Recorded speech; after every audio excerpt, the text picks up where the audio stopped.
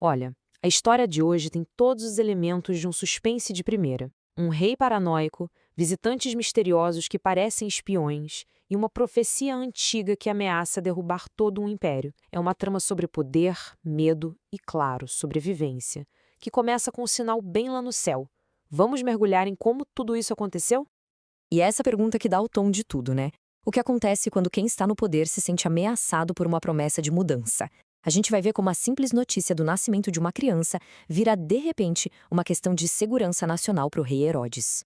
Tudo começa com a tal da estrela e a chegada de uns forasteiros. Uma visita que, à primeira vista, até parece inofensiva, mas que vai deixar a capital, Jerusalém, em estado de alerta máximo.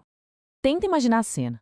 No auge do reinado do rei Herodes, que já tinha fama de ser super paranoico, chegam esses visitantes misteriosos, os tais magos. Eles não estão ali para turismo nem para negócios. Eles trazem uma pergunta que vai balançar as estruturas do trono. Pensa só na ousadia dessa pergunta. Chegar no meio de um reino, governado por um tirano, e perguntar abertamente sobre um outro rei recém-nascido. Isso não é só curiosidade, né?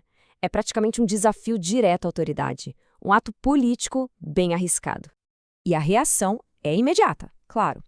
O texto diz que Herodes não ficou só preocupado, ele ficou perturbado. E esse sentimento se espalhou por toda Jerusalém. E por quê? Porque todo mundo sabia que quando um rei instável como ele ficava perturbado, todo o resto da população tinha bons motivos para ter medo. Mas Herodes não era de entrar em pânico. Pelo contrário, ele era um estrategista. Ele age, convoca na hora seus conselheiros, os sacerdotes, os escribas, e eles vão direto para as escrituras. E acham uma profecia antiga. A ameaça agora tem um endereço: Belém. E é aqui que a gente vê a astúcia, a malandragem do Herodes em ação. Ele chama os magos para uma conversa em segredo, extrai todas as informações que pode e depois os envia com essa instrução que soa até piedosa. Mas a gente sabe muito bem que a adoração era a última coisa na cabeça dele. Com os magos a caminho de Belém, a história vira um jogo tenso de gato e rato. Eles levam presentes valiosos, sim, mas sem saber, eles também são peças fundamentais no plano de um rei muito traiçoeiro. O plano de Herodes era simples, mas mortal.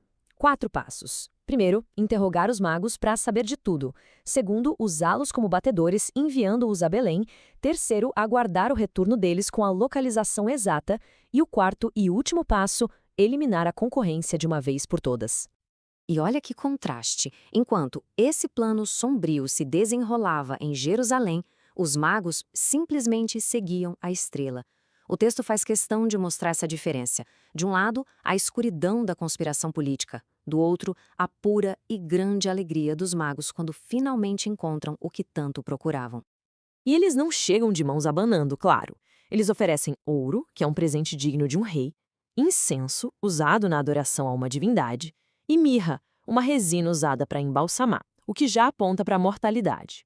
São presentes carregados de simbolismo.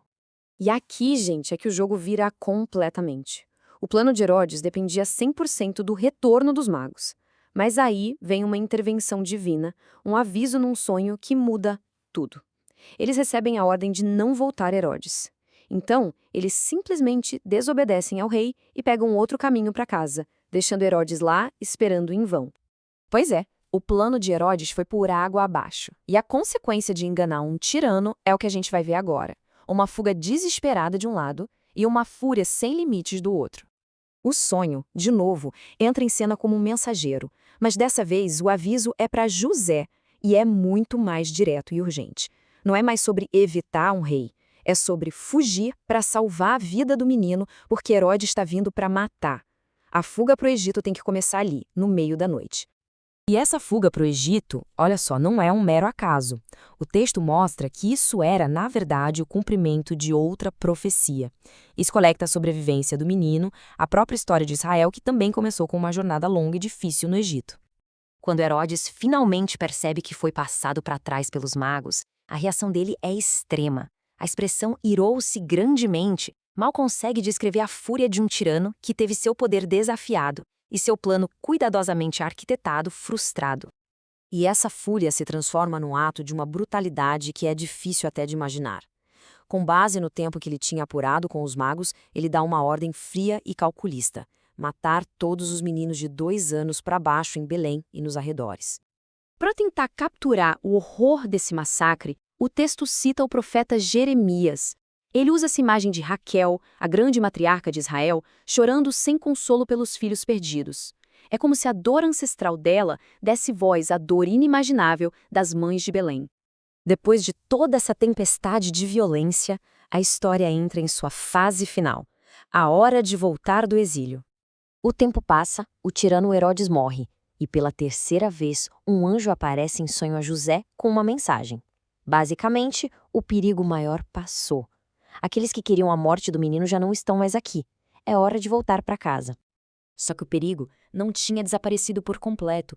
O filho de Herodes, Arquelau, agora governava a Judéia, e ele tinha a mesma fama do pai. Então José toma uma decisão muito inteligente. Avisado de novo em sonho, ele evita a Judéia e vai para uma região considerada mais segura, a Galileia. A longa jornada deles finalmente termina em uma cidadezinha pequena, meio sem importância, chamada Nazaré. Bem longe do centro do poder em Jerusalém, eles finalmente encontram um lugar para viver em paz.